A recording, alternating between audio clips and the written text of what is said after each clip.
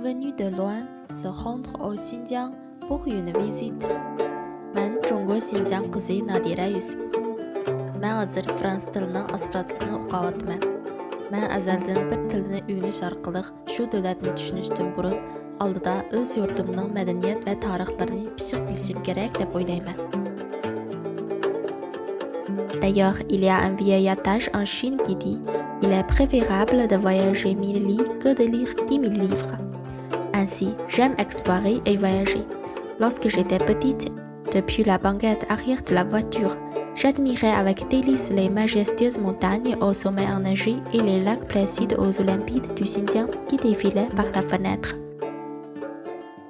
Puis, quand j'ai grandi, j'eus soudainement l'envie d'inviter des amis à visiter le Xinjiang avec moi, afin qu'eux aussi puissent découvrir avec fascination la magie de ma terre natale. J'eus envie de leur dévoiler la beauté enchanteresse de ses paysages et le charme envoûtant de sa culture et de son histoire. J'ai été le témoin de la splendeur et de l'essor de ma patrie. Vous me demanderez alors sûrement quand pourrais-je vous inviter aussi au Xinjiang. Fermez les yeux. 3, 2, 1. Le Xinjiang s'étend sur un vaste territoire qui est divisé en deux parties par la chaîne des monts Célestes. Le nord est représenté par la préfecture autonome kazakh d'Ili et le sud est par la région de Kashgar. Ensuite, laissez-moi vous emmener à Ili, dans le nord du Xinjiang. On dit souvent que le plus bel endroit du Xinjiang se situe à Ili. Avec ses vastes prairies verdoyantes, ses augustes montagnes enneigées et ses aigles royaux tournoyant dans le haut ciel cristallin. Ili mérite vraiment sa réputation de contrée surnaturelle.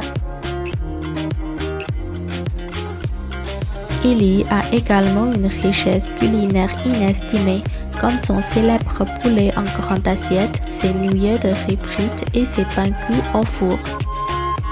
Marcher dans les rues de Ili, c'est comme entrer dans une peinture à l'huile versicolore dans laquelle les personnes âgées jouent en toute quiétude aux échecs devant les maisons aux murs chamarrés. Les jardins sont emplis de vignes et de framboisiers dont les fruits gorgés de la chaleur du soleil sont des plus juteux et des plus sucrés. Après le thé et le dîner, les gens s'assoient sur un cyprès ou un saule pour profiter de l'air frais vespéral. Les gens mènent une vie paisible et heureuse dans cette terre fertile.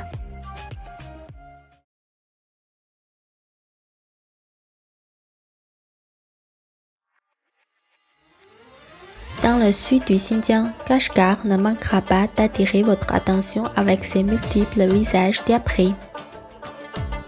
Kashgar est digne de son nom qui signifie Paujade. En effet, au-delà du fait qu'elle condense à elle seule toute l'image humaine du Xinjiang, Kashgar multiplie ses visages en une mosaïque de mœurs folkloriques pays courts. Voilà le jardin de Xianfei, les édifices recouverts de tuiles vernissées et les spectacles grandioses qui s'y déroulent chaque jour vous laisseront des souvenirs impérissables.